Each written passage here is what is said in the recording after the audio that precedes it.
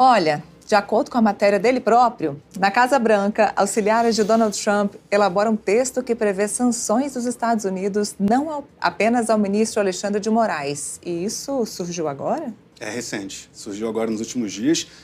A gente sabe que as sanções a Alexandre de Moraes estão sendo discutidas há mais tempo, só que qual é a novidade? É que agora as sanções englobariam não apenas o ministro Alexandre de Moraes, mas também juízes auxiliares, delegados da Polícia Federal e também integrantes da Procuradoria-Geral da República, como o próprio PGR Paulo Gonet, que teriam embasado decisões de Alexandre de Moraes, concordado com decisões de Alexandre de Moraes, de bloqueio de redes sociais de usuários nos Estados Unidos. Ou seja, esse pacotão puniria não apenas o ministro Alexandre de Moraes, mas todas as autoridades brasileiras que de algum modo atuaram para bloquear perfis e, segundo a Casa Branca, promover censura nas redes sociais.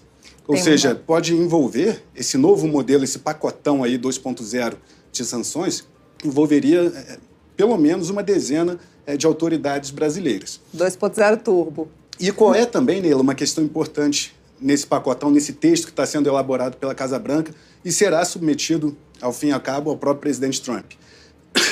Que esse texto, inicialmente, ele vai estipular imediatas sanções a Alexandre de Moraes e dar um prazo de 120 dias para que o Departamento de Estado dos Estados Unidos identifique outras autoridades brasileiras que teriam promovido censura a cidadãos que vivem nos Estados Unidos por meio da derrubada de redes sociais. E qual a intenção nisso? Tem uma questão muito estratégica nesse prazo de 120 dias.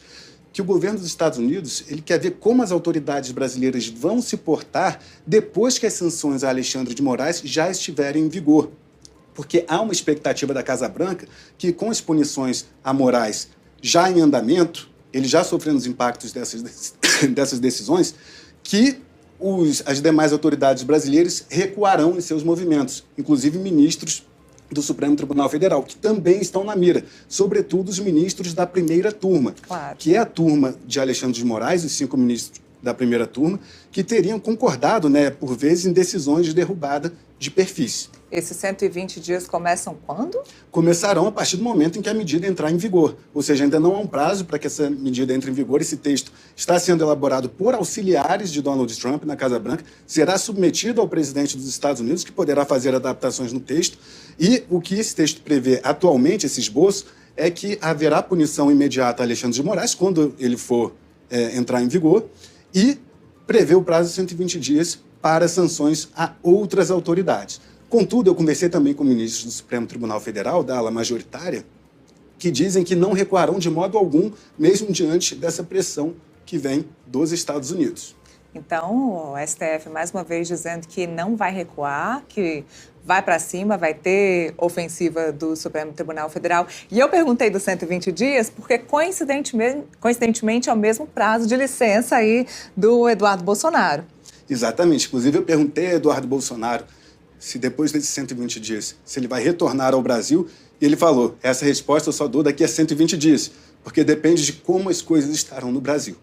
Gente, eu vou liberar o Capelli porque ele estava doente, ele está aqui, olha, com muita boa vontade, eu te agradeço de coração.